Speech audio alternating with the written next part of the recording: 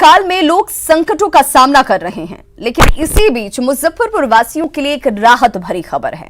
शहर में digital e library की स्थापना की जा रही है। नगर विकास विभाग की पहल से शहर के ऐतिहासिक नगर भवन पुस्तकालय को पूरी तरह से डिजिटल ई लाइब्रेरी में तब्दील कर दिया जा रहा है। कोरोना संकट में जब स्कूल, कॉलेज, लाइब्रेरी सब बंद हो गए तो डिजिटल यानी ई लर्निंग ज्यादा लोकप्रिय हुआ। कंप्यूटर, मोबाइल, टैब जैसे डिजिटल मशीनों के जरिए पढ़ाई जारी है। इस ई डिजिटलाइजेशन को देखते हुए स्मार्ट सिटी मुजफ्फरपुर को नगर विकास विभाग ने एक बड़ा तोहफा दिया, जिसके तहत ऐतिहासिक टाउन हॉल लाइब्रेरी को अब पूरी तरह डिजिटल ई लाइब्रेरी के रूप में तब्दील कर दिया जा रहा है, जहां सोशल फिजिकल डिस्टेंसिंग के साथ पढ़ाई की जा सके।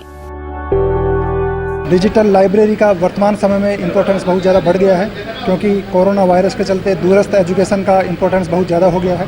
जो हमारा टाउन हॉल स्थित वर्तमान लाइब्रेरी है, उसी में हम लोग डिजिटल लाइब्रेरी का प्रावधान करने का एक योजना लिए हैं।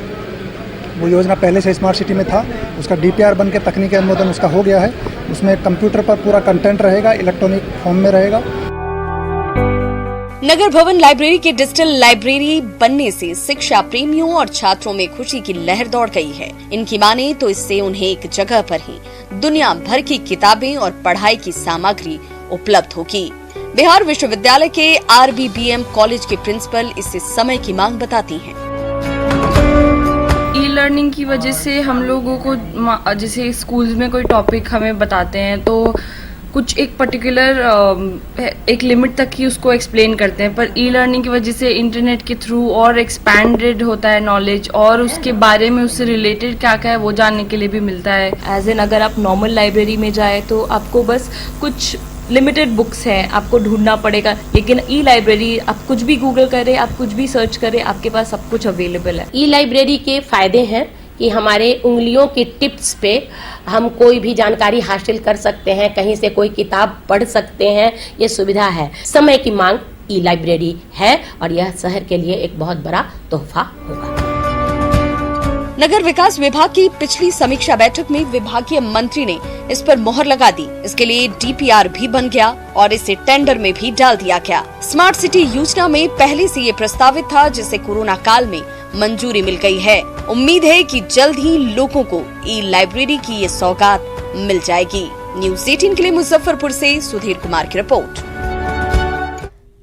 मुंगेर में अनलॉक 1 के लागू होने के साथ ही जिले में जहां एक और सभी दुकानों के शटर उठ गए हैं, वहीं कल तक वीरान रहने वाली सड़कों पर सब्जी विक्रेता और फल विक्रेता अतिक्रमण से भीड़भाड़ की स्थिति उत्पन्न हो गई है। ऐसे में कोरोना संक्रमण के फैलने की संभावना बढ़ गई है। शुरुआती दौर में कोरोना संक्रमण के मामले में मुंगेर बिहार का वुहान बना हुआ था, लेकिन आज 225 पॉजिटिव मामलों के साथ चौथे स्थान पर है। ऐसे में जिले वासियों को और ज्यादा सचेत और जागरूक रहने की जरूरत है, लेकिन लोगों में जागरूकता का घोर अभाव दिख रहा है। लॉकडाउन में ढील क्या मिली, पूरा नजारा ही बदल गया।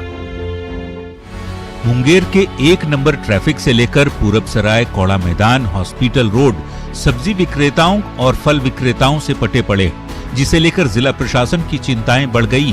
हालांकि DM के आदेश के बाद फुटपाथी दुकानदारों को कहीं और शिफ्ट करने के लिए निगम के अधिकारी दुकानदारों के साथ बैठक कर रहे हैं। अनलॉक 1 में धीरे धीरे सभी प्रकार के जो प्रतिष्ठान हैं, दुकानें हैं या अन्य संस्थान हैं, वे सभी खुल रहे हैं। इसके लिए बहुत आवश्यक है कि जो सिटीजन्स हैं, नागरिक हैं, हमारे मुंगेर जिला के जो वासी हैं, उन सभी को समझना पड़ेगा, अपनी अपनी जिम्मेदारी लेनी पड़ेगी और हम सभी लोग मिलकर जब व्यक्तिगत रूप से अपनी जिम्मेदारियों को निभाएंगे तभी हम सब लोग मिलकर कोरोना से लड़ सकते हैं। वैसे हमें ये समझना होगा कि कोरोना संक्रमण के चेन को तोड़ने के लिए सरकार ही जिम्मेदारी नहीं लेगी। इसके लिए हम सभी को व्यक्तिगत रूप से जिम्मेदारी लेने की जरूरत है। नहीं तो जो हालात दिख रहे हैं, उससे संक्रमण के मामले में मुंगेर फिर से नंबर 1 बन सकता है। न्यूज़ 18 के लिए मुंगेर से अरुण शर्मा की रिपोर्ट। तो खबरों का सिलसिला लगातार जारी, आप देखते रहिए न्यूज़ 18 बिहार झारखंड।